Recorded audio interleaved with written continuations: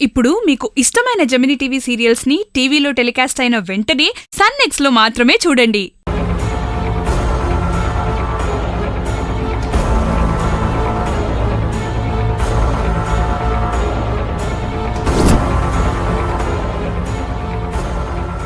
మీరెవరూ బాధపడకండమ్మా.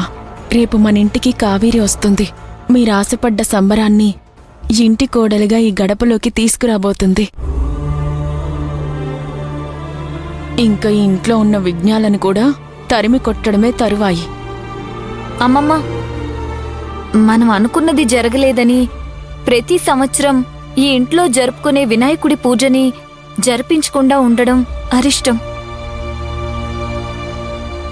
అందుకే అత్తయ్య, మనం ఎదుర్కొంటున్న సమస్యలన్నీ సమసిపోవాలన్న సంకల్పంతో ఆ విఘ్నేశ్వరుడికి ఇంట్లో మనం పూజ చేద్దాం. ఏమంటారు?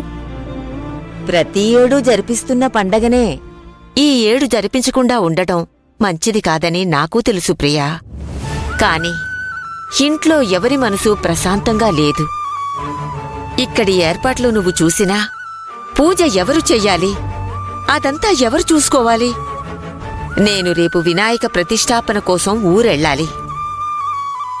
ప్రతి ఏడూ నేను తప్పక అక్కడ ఉండాల్సిన కార్యక్రమం అది. రేపు ఆఫీస్లో కూడా వర్కర్స్కి స్టాఫ్కి బోనస్లు ఇవ్వడానికి అర్జున్ నేను వెళ్ళి రావాలత్తయ్య.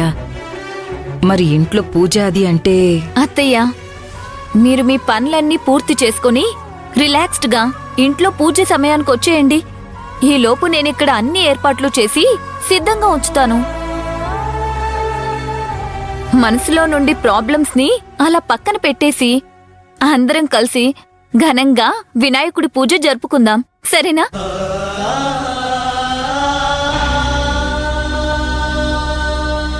ఇక నుంచి మన ఇంట్లో ఎలాంటి విఘ్నాలు రాకుండా అంతా గణనాథుడే చూసుకుంటాడు. విఘ్నాలు రాకుండా ఏంటే? ఇంటికి పట్టిన అసలైన విఘ్నాలే మీరు కదా. అన్నీ ప్రియా ఇంద వీడి గురించి ఎంత గొప్పగా థింక్ చేస్తుందో చూసావా? ఇంద మాదిరి ఆలోచించే చక్కటి కోడలు నీకుదా ఉంది.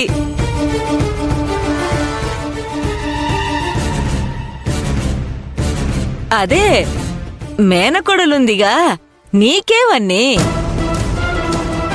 అన్నీ ఏదేవైనా ప్రియకున్న బాధ్యత ఓర్పుదా చూస్తా ఉంటే రొంబ ముచ్చటదా వేస్తా ఉంది. అసలు టుడే జనరేషన్ ఎలా ఉందన్నీ?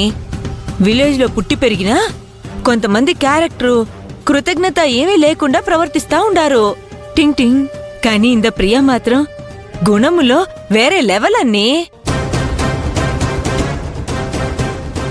నీ బొందులే వేరే లెవెల్ అంట లెవెల్. ఇది దీన్ని ఎందుకింత జాకి